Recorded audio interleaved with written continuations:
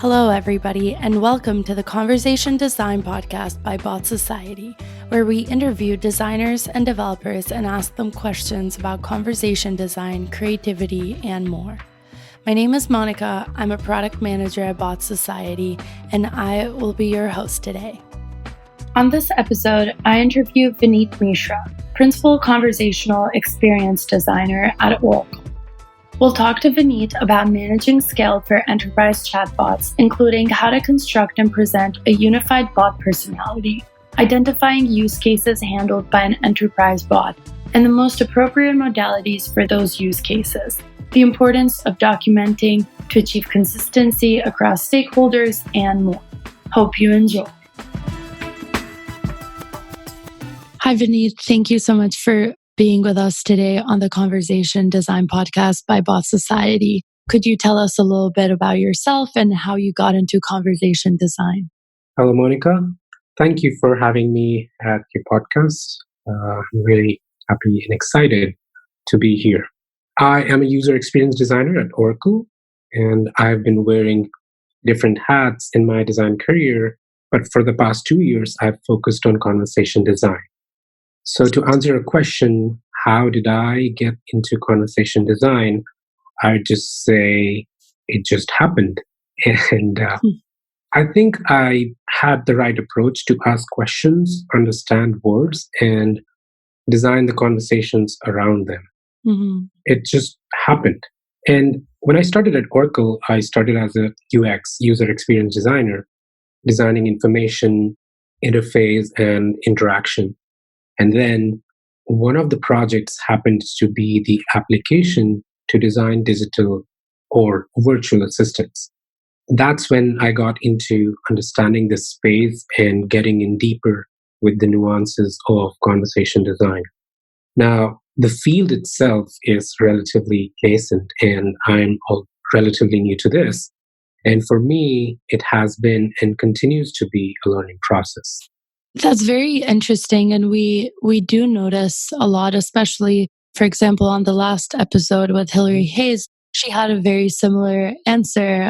It seems like because it's conversation design is such a new field, a lot of the people that have experience in the field now kind of just fell into it because of a project that came up and they expressed curiosity and interest. So that's really interesting. Your role, I'm sure, has changed over time, but what does your role as a principal conversation UX designer at Oracle entail? In a nutshell, it's about striking a balance between the semantic, syntactic, and pragmatic aspects of conversation or conversational experiences. And my job itself has multiple aspects to it. Part of it is supporting the conversational experience for the different domains within Oracle Cloud applications. And then the learning from these experiences flows into designing frameworks, patterns, and guidelines. So basically, advocating and sharing the best practices is also an important part of my job. I would mention that it's a very collaborative space, working with different stakeholders like project managers, developers, data scientists, UX writers, linguists. It's fun. Mm-hmm. I think it's a great thing that you're able to have this many people working around you kind of towards the same goals. A lot of the teams we speak with and we work with are smaller, but we see the Oracle team as definitely one that's pretty built out. With this, people get the opportunity to move like you did from general UX design to conversation UX design. I'm curious, what did you have to learn to move from UX design to conversation UX? Sure. Yeah. And as you mentioned about the team size, right?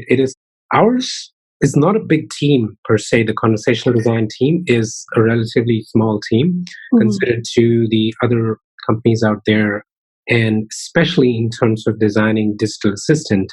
But there is a lot of cross collaboration between different teams and different skill sets and all the names that I mentioned, like from PMs to developers to different that ways it works out really well, and that gives an opportunity for me as a designer and our design team to go out and then talk with these different teams and work towards a common goal, as you mentioned.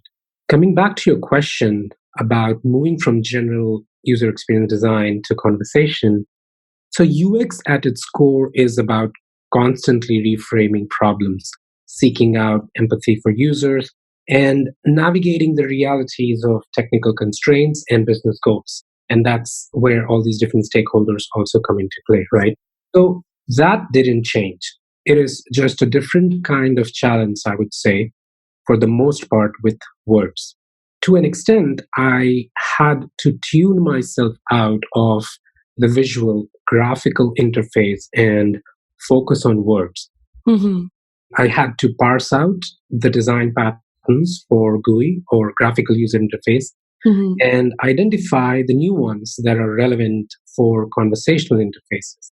And I had to understand the technology better, learn a bit about natural language processing, natural language understanding, and likes. And other than that, staying abreast with the industry and learning from the amazing work that others are doing has been helpful a lot. So, in thinking about this, how do you imagine a conversation? It begins with an intent. Mm-hmm. You asked me this question, and there is an intent behind it. Mm-hmm. You could have phrased it differently, right? Still, the intent would be the same. And how accurately I interpret your intent depends on a lot of factors. Empathizing with you, keeping in mind the context of this podcast helps me to determine an appropriate response, and so on and so forth. Multiple factors come into play. And how I phrase my response speaks a lot about what and how am I projecting my persona in responding to the question, right? And after my response, I'm sure there are numerous possibilities where this conversation can go. And for me to gracefully continue, I should be able to handle those follow up questions as well. Mm-hmm. So basically, this is what goes in imagining a conversation to identify the intent. What are the possible ways of expressing that intent? How well can we understand? If not, can that be fulfilled completely or partially or not at all? And how do we gracefully present that to the user and be prepared to take it forward? So these are the things that we think about. That was a great breakdown of imagining a conversation and the different parts that are important to it. What about the personality of the bot? How do you think about that? Great. And as I mentioned, the response that we phrase and the prompt that we give to the user speaks a lot about the personality of the digital assistant. And similarly, for us, it was very important to identify what is the voice and tone that we want to project for our assistant and speak like a human, but don't pretend to be one. Or how are we going to be accounting the user for any mistake? Or are we going to hold ourselves responsible for that? And that should reflect in the messages. Similarly, it should not come across as monotonous or annoying by repeating the same thing over and over again. So there are different aspects that what is the tone we want, what is the voice we want, should it be economical, informative, provocative, or proactive, right? Mm-hmm. And depending on the use cases and scenarios. So we identified that what is the tone of voice keywords that we want, like should it be welcoming, helpful, familiar, and what are the personality traits that we reflect, like do we want it to be a guide, somebody you can trust? It should also be an ambassador to our brand because that is what it is representing, right? Some of the attributes that we targeted and we explored, that how extrovert we want the bot to be. We wanted it to be enough so that people feel connected to the assistant. We wanted it to be direct so that we can write the messages that are brief and concise. And we wanted it to come across as confident because that helps to build trust with the user and have enough trust in the application, considering the nature of the information that we are sharing with the user, and they don't feel uncomfortable that, oh, okay, is it safe? Is it secure? How much of my privacy is compromised? So it all depends, even if it is not done, but if you present it in a way that it comes across that, oh my God, no, you are too careless, or are you even serious? For instance, humor, right? We want to come across as humorous only when it is needed and appropriate and right? Not all the time, because then if somebody is humorous all the time, or the personality is humorous all the time, we wouldn't be having that much of confidence that, okay, are you even taking my things seriously? And talking about over here is people who are doing their day-to-day job, and everything is dependent on it, right? So we need to understand that the context over here, it's not to just come and kind of chit chat with the assistant. Yeah, that makes a lot of sense, especially for a big enterprise like Oracle. And a big part of this episode is seeing how do you manage scale for enterprise chatbots? Because while a smaller company chatbot might handle a couple of use cases, you have to think about a lot more. And there's already a brand attached to Oracle. So how's the personality of the bot? Like you said, an ambassador to the company with its personality traits and its tone and the expectations that you set for the users of the chatbot, especially because it is people mostly use it on their day-to-day jobs. Right. Yeah, that's really interesting. And you did talk about this a little bit on the Voice UX event that Botsociety has in San Francisco. So once you've considered like how you imagine a conversation, how that's structured, once you've decided on the personality of the bot, how do you start designing a conversation from scratch? Sure. So we work with a fundamental design process that goes through the phases of discovery, design, and then deliver or develop. And at the end, care and feeding. That's what we call. And we think it's the most important piece in all of it. And before I get into the details, one thing to note is that digital assistants or conversational interfaces, they're not a replacement by any means of the web application or the mobile application. It actually supplements and complements those. And it all depends on when is it relevant. And that is what we do when we begin. If like, is it even required? It's always about the why. That's where it begins. Why do we need something to be handled conversationally? Are we already handling it on the web application or on the mobile application? Now, if I draw a parallel, not all the use cases that we see on a mobile app are exactly the same as the web version of it, right? Because there's specific use case. When are you going to use the app? Are you on the go? How frequently will you be using? What is the time that you'll be spending with the app? What kind of job or task that you will be doing on that particular app? And whenever it is not required, or whatever, sorry, it is not required, we wouldn't put it on the mobile application, but it is already available on the web aspect of it, right? So similarly, to handle something conversationally, we ponder a lot on why are we doing this? Who is this going to affect, right? In what scenarios the users will be using this application, and they will be motivated to do this conversationally. Now, once that has been established, it is about identifying what are those intents that we want to target, what are the appropriate use cases. So there's a lot of back and forth, a lot of questioning, like digging in deeper and questioning it one after the other, that, okay, does it really make sense? And what is the cost of interaction for doing it conversationally versus taking the user to the application, right? And I mean, I can talk a lot about it and just pick one scenario and then continue with it. But I think that brings out the idea that if somebody's on the go and they're driving, you don't want to be playing with their mobile phone and then operating the application in any way, right? So maybe in that case, a speech to text or a voice driven, and I'm just giving an example, not that I'm alluding to that this is what you're doing, but I'm just giving an example how in certain scenarios, certain things might come in handy. Yeah, for sure. It is important to take into account the environment that the user's in, among a lot of other things.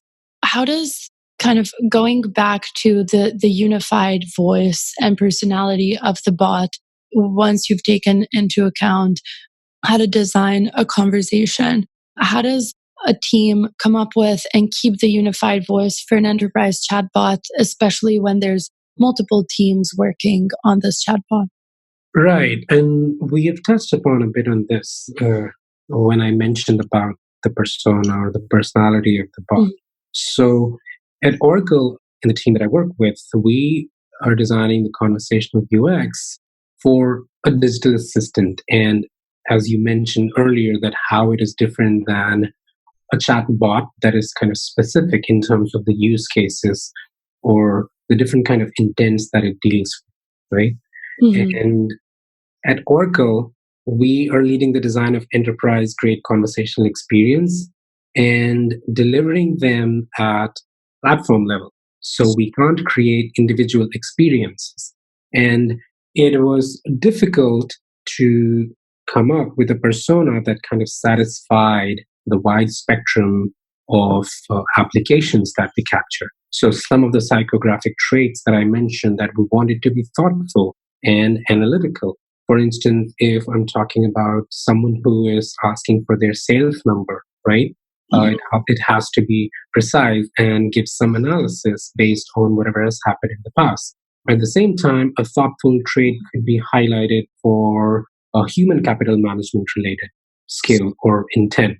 And we want it to be able to converse and guide at any level of proficiency, right? So from a sales wizard to a new hire, somebody who has joined the company and they want a lot more holding hand as opposed to somebody who has been with the company and using the system and they know it in and out, right? So these were the different things and the broad range of things that we were to account for. And by establishing this one voice and tone, we made sure that, okay, we go back and refer it and make sure that, yes, we are projecting this one voice. It is not coming across as we are talking to 10 different bots within this one digital.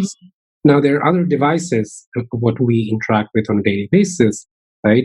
Such as Google or Amazon. They too work as a concierge, but it is easier over there because then you just invoke a different chatbot from a different company altogether. And then they might sound completely different, and that is okay. But we don't have that liberty, and we don't want it because we want to present this one voice.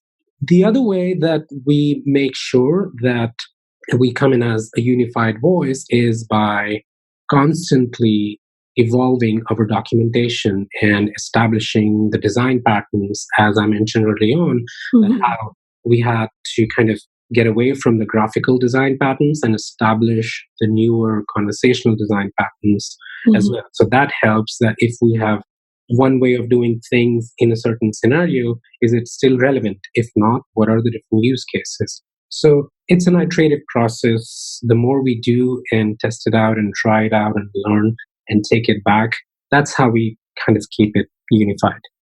And just like any other creative process, it's just as much about being curious and inquisitive as it is about creating. I read one of your blog posts, I think, and you've said that it's important for you to ask why before designing for any problem, since that's what guides you to a better solution. Looking at the enterprise solutions again, how do you ask why at the scale that you work with?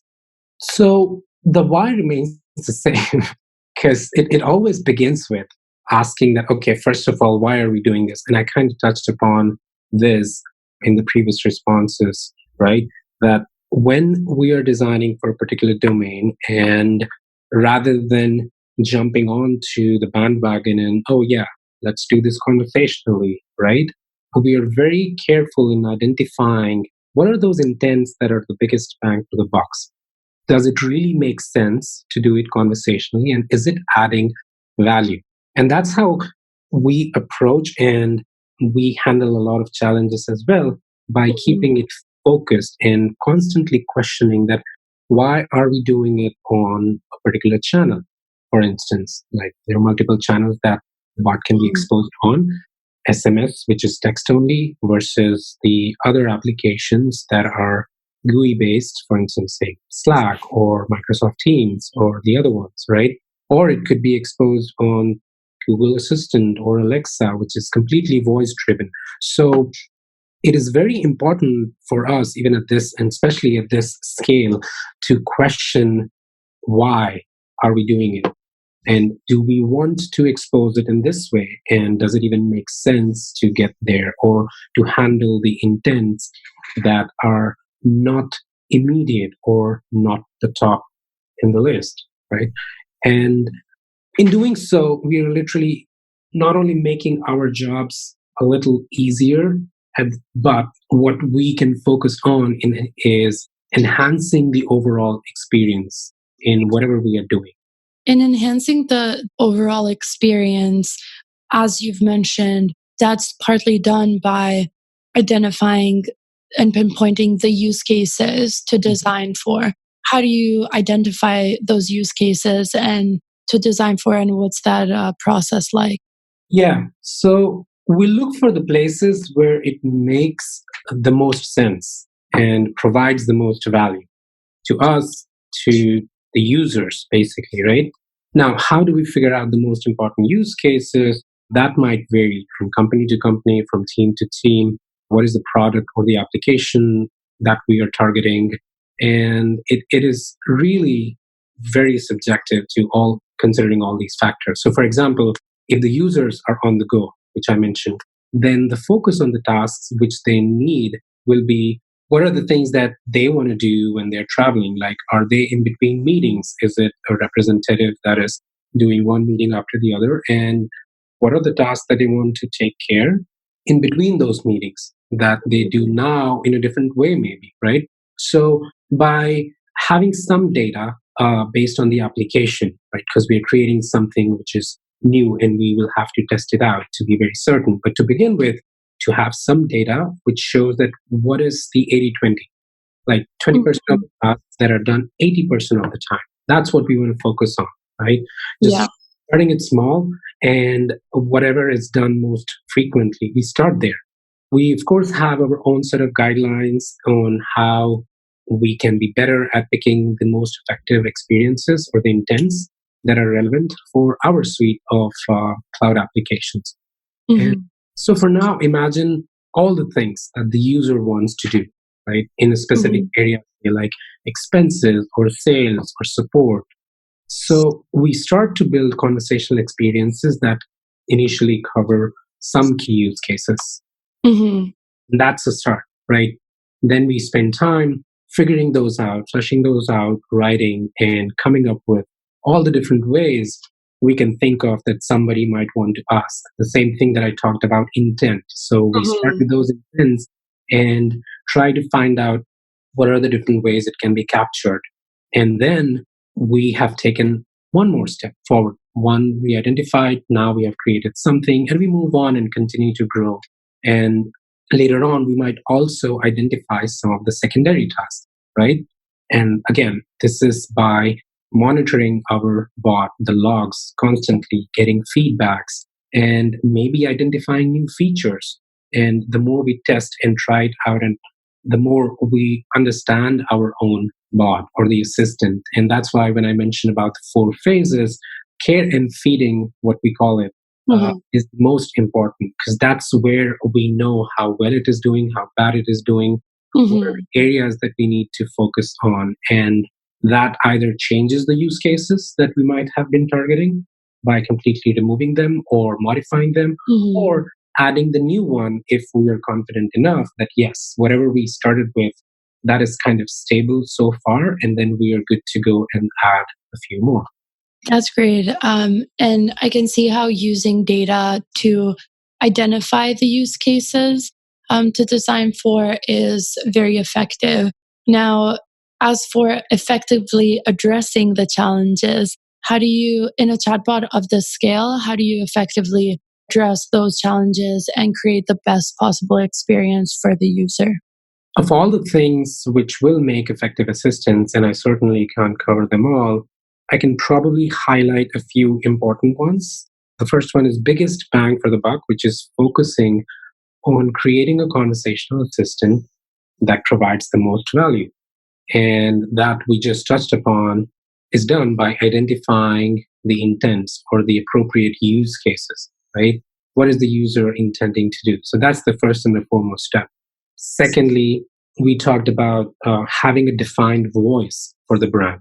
Just like we wouldn't let a new hire join and say anything when answering a phone for the sales or the call center, right? Mm-hmm. Certainly, the bot shouldn't do that either, right? So the bot should know that when to say, what to say, and how to say.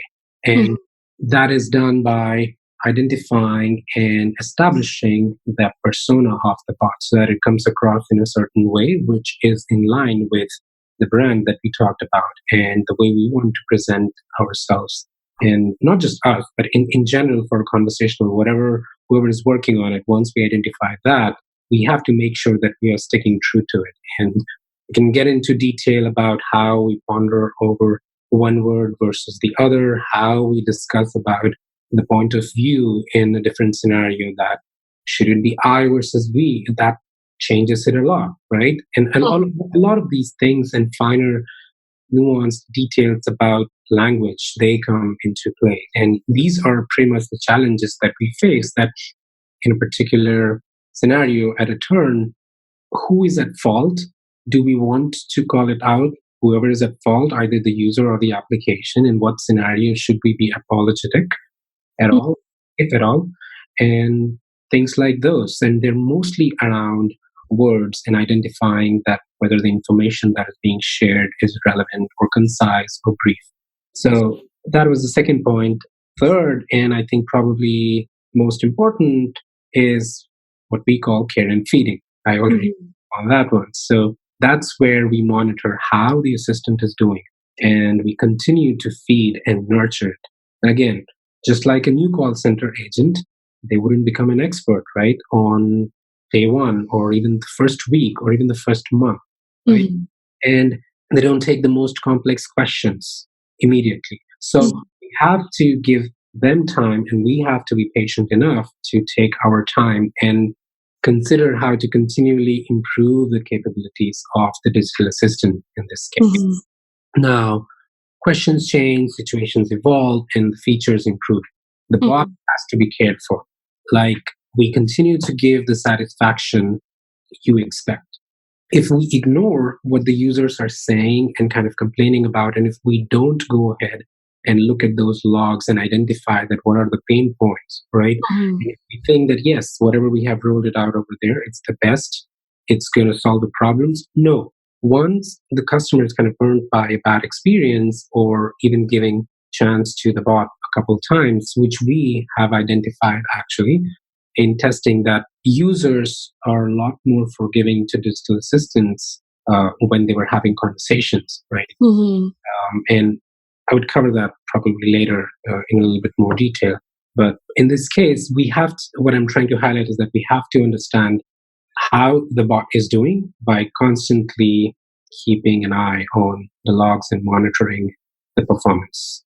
And just as performance changes and use cases change, design patterns and conversational design have also changed and evolved. What are the conversation design patterns that you use? Right. And this is something that I covered one of the events at Botsociety as well, right? So before establishing the design patterns, as I've already mentioned, few things that do help us in implementation are like prioritizing, analyzing, tackling it, using different methodologies and exploring those, and then trying it out before deploying it at this scale, because we're talking about scale. So first of all, what are the low-hanging fruits? What areas we could benefit, right, from, say, machine learning or putting in some sort of intelligence?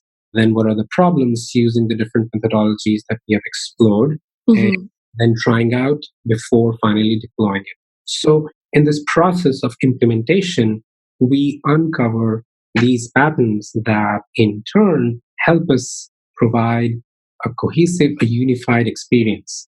And these are the design patterns that I've talked about in the past as well, that are different from the graphical interface patterns. For instance, a list conversationally, and it's an extremely complex topic to begin with, list itself. Like, where are you presenting this? What is the platform or the channel that we are using? Is it on SMS? Comes with a great deal of complexity. Or is it on an application where we can leverage the graphical interface? Even there, the user has an advantage that they can simply say things and not interact and choose not to interact or click or tap in any way, right?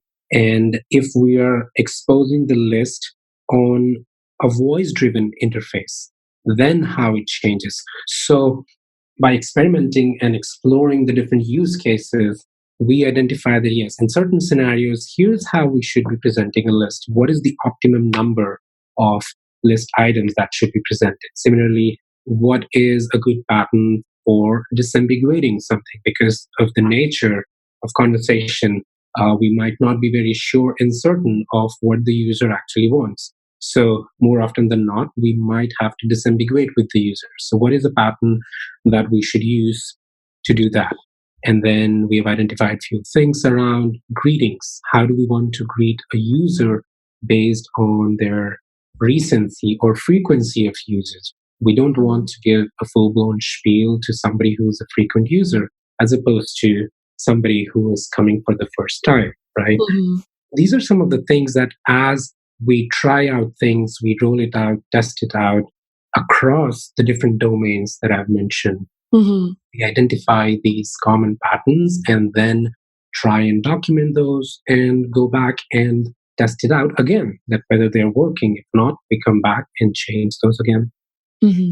What about designing repair paths? How do you go about that? If I understand correctly, repair path, it's not error handling that we're talking here, right? Yeah, it can be error handling. Okay. When it comes to conversation design, doing the happy path or whatever is the most ideal scenario is fairly simple and straightforward. But that's not how it works with conversation, because people are different, they speak differently, their understanding of language is different. So, for the most part, the unhappy path is where we actually put in a lot of efforts. So, the repair path, if I take it, I'm going to break it down into two. One is the handling or the error handling. So, what we call is the unhandled intents. As in, unhandled intents are those where the user's requirement or the needs were not fulfilled completely, or they were fulfilled kind of partially. And again, this is very subjective to us. That is how we approach it. Because at the end, any utterance that the user says or anything that the user says should not go unrecognized. That for us is like, sorry, I don't understand. So we try, and that is our goal, that it should be the minimum amount, minimum in number when we say, I don't understand. If we really don't understand, then how do we take it forward? There are different sets of guidelines around it, the way that we do. But more often than not, we present it in a way that it doesn't come across as something error related, like, oh, error found on the application and you click on it or you get a remedy for that. No, pretty much in conversation, as you have put it, I think that's the right way. The repair path, that if we don't understand something, how can we mitigate and still get the required information from the user? For instance, somebody has entered a receipt to file an expense, for instance, right? Then the bot uses the OCR and it extracts something. And we have noticed in the research that people were a little too confident or trusting the bot to a great extent. And even if the amount was kind of incorrect or the currency was not right, had we not reiterated whatever has been captured, it would have made an incorrect entry because they relied on the technology. So that's where it's kind of the repair path, if I would take it that way, to bring back the user on the correct path and making sure that whatever the user wants to do is one, correct, and two, in the most efficient way possible. I see.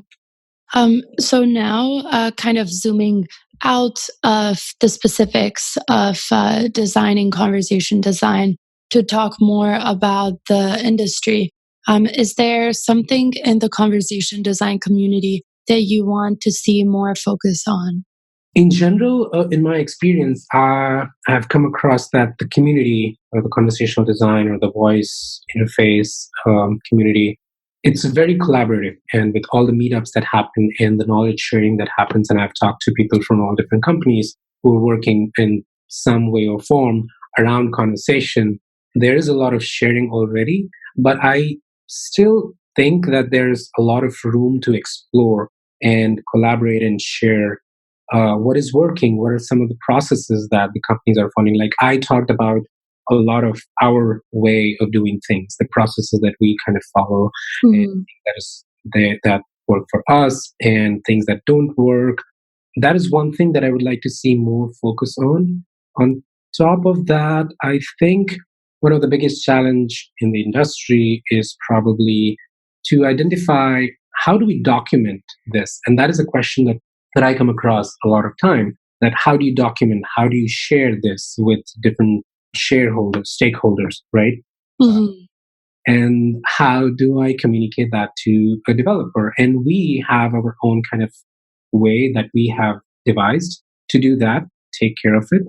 But I think it would be interesting to see a lot more focus on that how can we document and actually design the conversation um, in all its complexity. Great. And I think that's something that is being definitely needs some development, but I see companies and people moving in that direction. What excites you most about conversation design?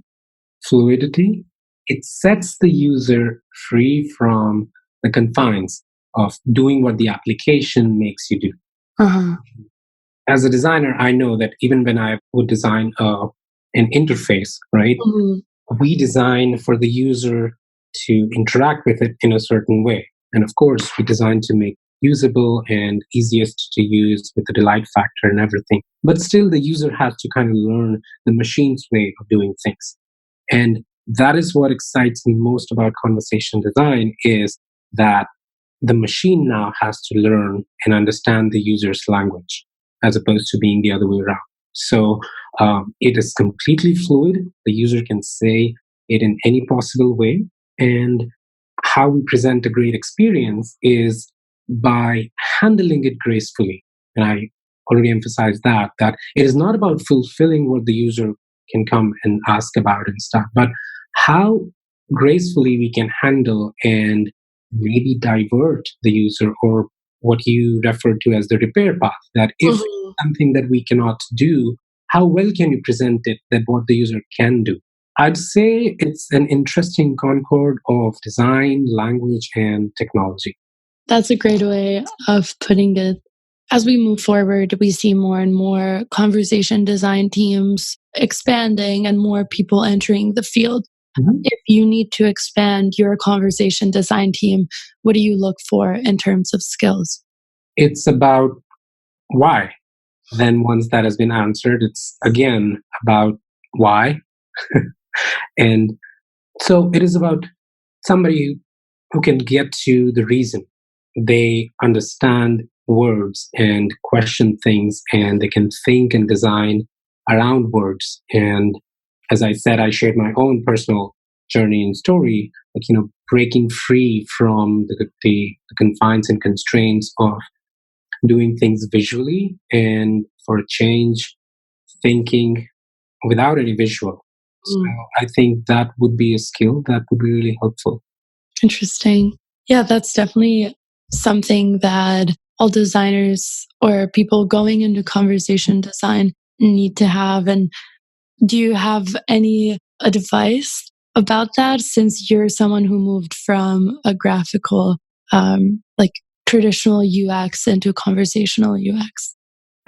Sure. And as I said, I am not a linguist. I just have an affinity for language Mm-hmm. and I understand it. And when I transition into conversation design, at the core, I'm still a user experience designer.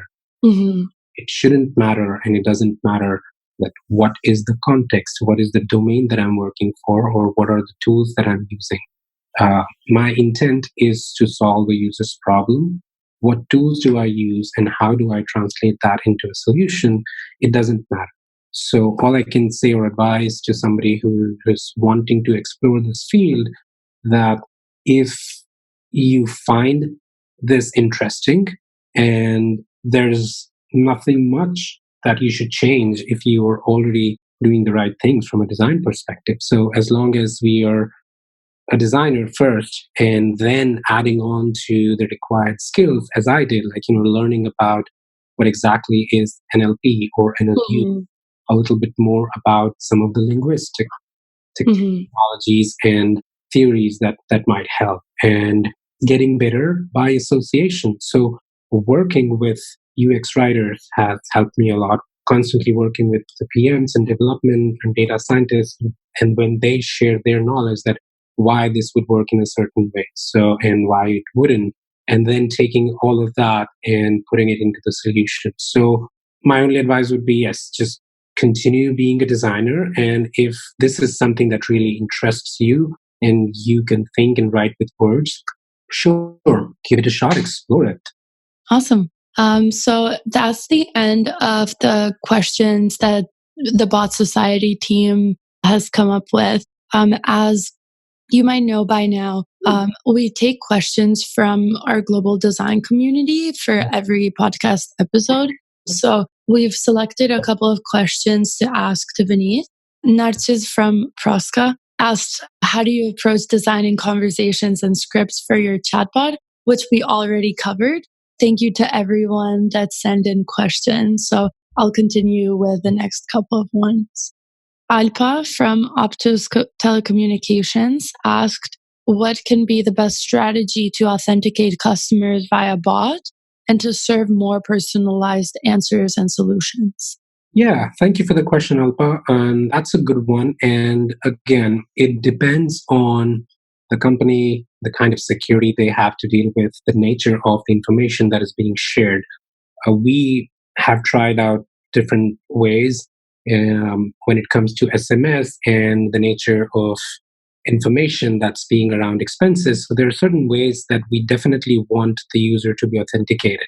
Now, having said that, that might not be the best or ideal or the most simplified way for a user to go about having a conversation. But we also have to be mindful about the platform. For instance, if we are using, or the company is using, say, an enterprise level application where the bot or digital assistant resides and has been exposed on that particular platform. So if there is already an authentication that has been done for that user, it is up to the security team and you to decide that you need another level. And if so, there are different ways of doing. Maybe you can do them for a session or every few days or whatever is the strategy. But it is really important to authenticate because then, one, as you already have mentioned in the question, it helps to personalize the answer. Like if you have my voice driven devices, once I am logged into it, there's a voice recognition in place. And whenever I ask any particular question, it knows who is talking. So that device is already aware of my preferences and settings. And then that's why it is helpful in designing that experience. So I know that's not a clear cut or the best strategy that I can give you over there. But all I can say is that you got to figure it out. And then definitely there are different ways, and it really helps to take care of that. Mm-hmm. As you mentioned before, if there's data you can utilize to come up with use cases or which answers and solutions work best, or like personalize the answers and solutions to the user. Once we know that who the user is and what all information do we know about the users, like you can go as far as whatever like is your extent in doing the machine learning bit and intelligently identifying certain things And that also trickles back to the actual intent, that do you even need the user to initiate the conversation? If you already know certain things, should we be proactive and then sending this to the user and then starting a conversation? So the possibilities are endless, like in all the different paths that it can go, right? But yes, that's correct. We can definitely utilize data to provide personalized experience. Great. So the next one, Jason from Atlassian asked, how can I create a personality for my conversational experience that doesn't create expectations that are too high? Wow. Well, hello, Jason, and thank you for the question. That is a great question, and it's a loaded question.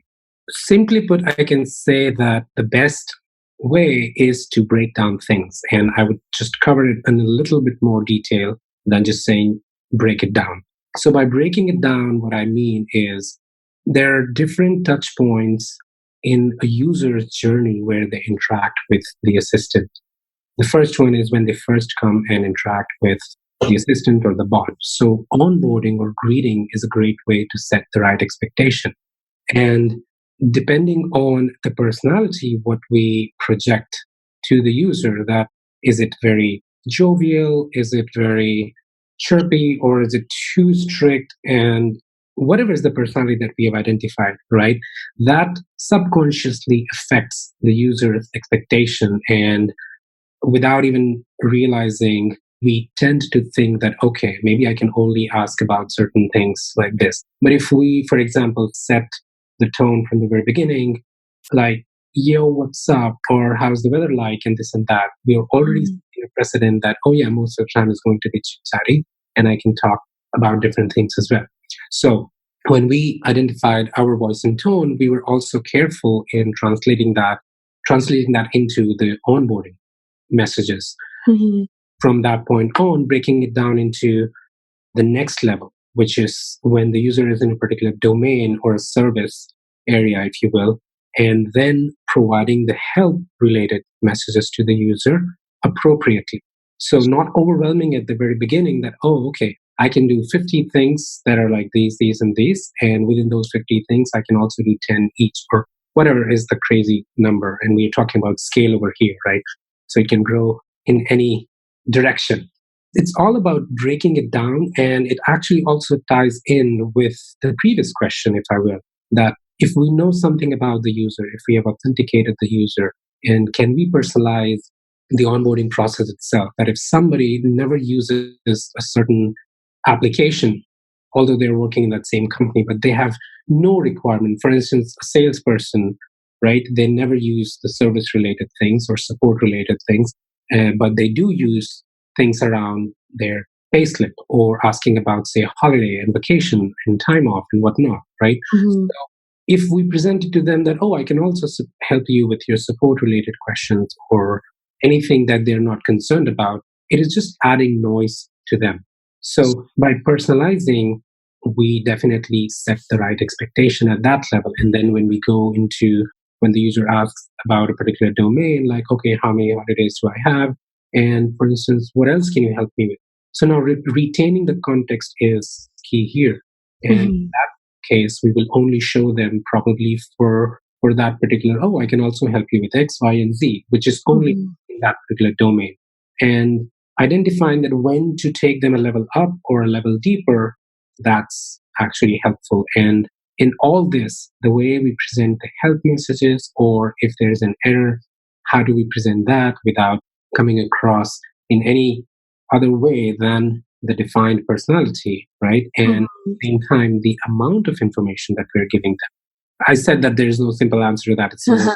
So we've covered this in previous episodes too, where what's the difference between a voice or chatbot which says that, hey, I can do everything, and then you set high expectations, and then people are most, like, a lot of the time disappointed, versus you establish the bot's expertise, and then people are impressed when they find out the bot can do like anything else. Great. So moving on with the next question, Srilatha from IBM asked if chatbots can be applied to any SaaS offerings. And the follow-up is, what role does scalability play when managed with cloud offerings like Salesforce, AWS, Azure, etc.? Great. Thank you, Shilata, for the question. And yeah, so what we or my team we work on the cloud applications, the Oracle Cloud application, and their SaaS offerings. And Oracle has Oracle Digital Assistant as a solution, which is a flexible platform for building chatbots. And we use that same platform for our application offering. And there are there are different assistants that are already developed specifically for, say, Oracle ERP, human capital management, and CX applications. So Oracle's open platform that can be leveraged and extended to create new assistant skills to other third-party applications as well. For more information, I would recommend, we can definitely check oracle.com/solutions/chatbots. That has a ton of information about what we do and how it can go about and when it comes to cloud offerings and everything. And now to conclude, since you've also mentioned resources that people can look at, Betty from Voldungen Software Consultancy asked, how does Oracle see the future of bots? I think it's pretty amazing. I'm excited about it, and I cannot on Oracle's behalf, but I can see overall the future of not just bots but digital assistants, because we have clearly differentiated the two a little bit, right? And our job is to create the highest quality fusion application conversational experiences, and that is as part of our customer next generation designed experience. So we are heavily investing in creating these next-gen experiences for our customers, and conversational interfaces and experiences are a very important part of it. And as I mentioned, there are a ton of information out there on oracle.com that you can get. It's a public domain, right? So yeah, any and all of the press releases and things that have been announced at Open World or any of the conferences that have been happening. So yeah, keep an eye on those. Awesome. That's all we had for today. Thanks so much, Vineet, again, for being on the podcast. My pleasure, Monica. Thank you so much for having me on your podcast. Yeah. And if there's any more resources that you think are helpful for the audience or would like to share, we can also link those with the podcast. Absolutely. I'll keep that in mind. Great. Have a great day, Vineet. Talk to you soon. Monica. Have a great day. Bye. That's all for this episode. We hope you liked it. Subscribe and leave us a review wherever you're listening to this episode. We will continue to interview people in the chat and voice spaces in different fields. Know someone who could be a good fit or have a topic request? Let us know at info@botsociety.io or at Botsociety on any social media. Botsociety is a conversational design tool. With Botsociety, you can design voice and chatbot interactions in the same way you design apps and websites with Sketch or Figma. We have a free plan. Check it out on botsociety.io.